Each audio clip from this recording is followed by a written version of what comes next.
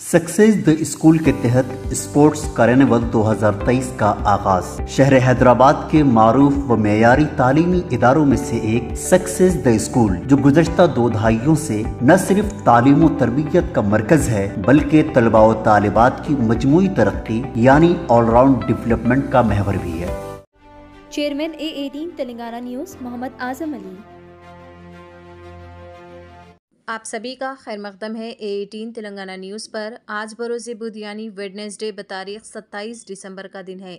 आइए देखते हैं A18 तेलंगाना न्यूज़ का ख़ास खबरनामा। बढ़ते हैं आज की अहम खबरों की जानिब। चीफ मिनिस्टर ए रेवंत रेड्डी ने कहा कि KCR की ज़ेर क़यादत साबिक़ BRS हुकूमत ने टैक्स दहिंदगान के पैसे का गलत इस्तेमाल किया और इसे असासा यानी एसेट बनाने के तौर पर पेश किया। कई गैर ज़रूरी तामीरात जैसे नई तेलंगाना सेक्रेटरीट इमारत को मुनहदिम करके जिनका इस्तेमाल अस्पताल के लिए हिंदुस्तान के महकमे मौसमियात हैदराबाद IMDH ने शहर के लिए येलो अलर्ट जारी किया है क्योंकि घनी धुंध जुमेरात की सुबह खित्ते को लपेट में ले लेगी।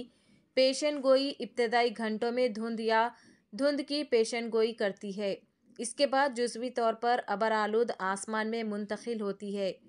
IMDH ने जुमेरात के लिए कम अज़ कम दर्जे हरारत तकरीबन 16 डिग्री सेल्सियस और ज़्यादा से ज़्यादा 30 डिग्री सेल्सियस रहने का इम्कान जाहिर किया है। जैसा कि तवक्के की गई है कि TPSSC ग्रुप 2 के इम्तिहानात 6 और 7 जनवरी 2024 को मुलतवी कर दिए गए।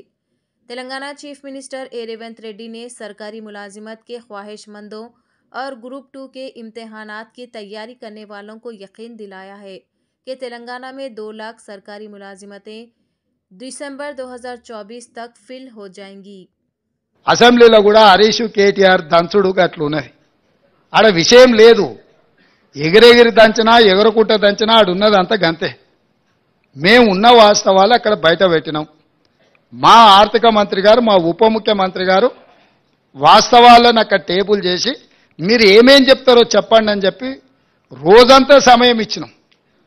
అక్కడ చెప్పాల్సింది చెప్పకుండా ఇంటికాడికి పోయి మళ్ళేదో కొత్త దుకాణం తెరిచాను. వాళ్ళ దగ్గర ఉన్న ఆస్తి ప్రజల యొక్క రక్త మాంసాలను పీల్చి పిప్పి చేసి సంపాదించుకున్న సంపద ఈరోజు వాళ్ళు తింటున్నారంటే అది రక్తపు కూడు, అది శ్వేతపత్రం కాదు. మా వాళ్ళు ఏం చెప్పిండ్రు, నిజంగా ఉపయోగపడే వాటి అన్నిటినీ కూలగొట్టి మళ్ళీ నిర్మించిండ్రని అన్నారు. ఫర్ ఎగ్జాంపుల్ ఈ సచివాలయమే తీసుకో. గతంలో ఉమ్మడి రాష్ట్రానికి ఉపయోగపడ్డ సచివాలయం 2012లో L&T కంపెనీ కట్టిన భవనాలు అన్నీ ఉండే 12 లక్షల స్క్వేర్ ఫీట్ ఉండే ఆ రోజు. ఆ రాష్ట్రం తల్లిపోయినాక మొత్తం మనకు ఉపయోగంలో ఉండి ఇంకా అవసరమైతే ఇంకా కొన్ని హాస్పిటల్స్కో కొన్ని ప్రభుత్వ కార్యాలయాలు కూడా ఎక్కడెక్కడ కిరాయికునో వాటన్నిటిని ఇక్కడ తరలించి పెట్టుకోవడానికి అవకాశం ఉండే.